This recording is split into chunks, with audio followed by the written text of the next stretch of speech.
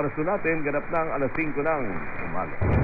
Sa boses ng balita, kasama si kakamping Benji Alejandro sa DZME 1530. Buhay Metro, ang programang nagbibigay gabay at inspirasyon, hindi ang tapresyon. Buhay Metro, kapupulutan ng iba't ibang kaalaman mula sa kung saan gabay sa matamis na buhay. May kamustahan, alamin kung ano ang dapat mga payo ng marimong concern, lalo na kung yan ay tungkol sa tibok ng puso. Buhay Metro, Lunes hanggang Biyernes, makakasama si Ate Aida Gonzales. Gabi-gabi, pagkasapit ng alas 9. Buhay Metro, init na dito sa DZME 1530. Ang Radyo 1.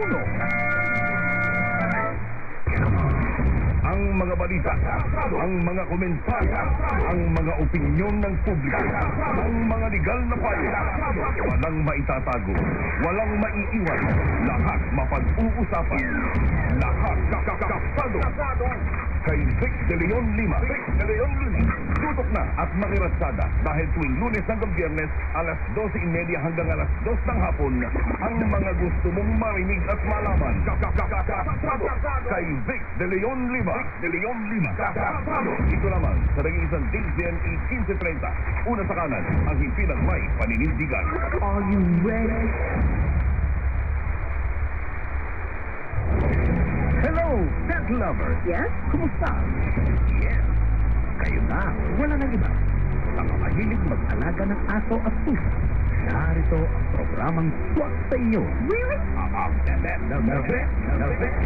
Sa DZME Radio, simulcast sa DZME Facebook Live at DZME YouTube. Kagabayan tayo ito, Diyos Carullo. Bago nating kapatid sa Himpapawid, Diyos, ang ating gabay sa tamang pagkaalaga ng pet sa bahay. Tara na!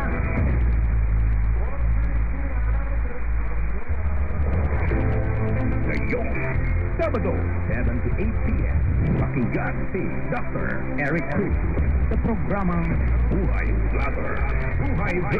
Alamin ang kanilang struggles, challenges, and discipline of different influences. Buhay Vlogger. Paano ba maging influencer? Know their content, their strategies, their talents, and formulas for success. Buhay Vlogger.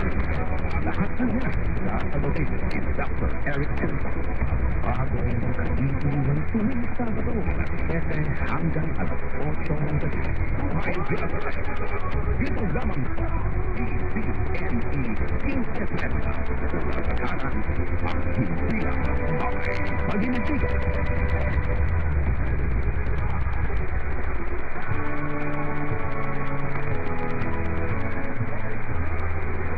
Tumbang gabi sa Radyo 1, tuwing alas 8 ng gabi, mapakikinggan sa DZME 1530 at mapapanood sa DZME TV, Eagle Channel 14, simulcast broadcast sa DZME 1530 Facebook at YouTube. Tumbang gabi sa Radyo 1.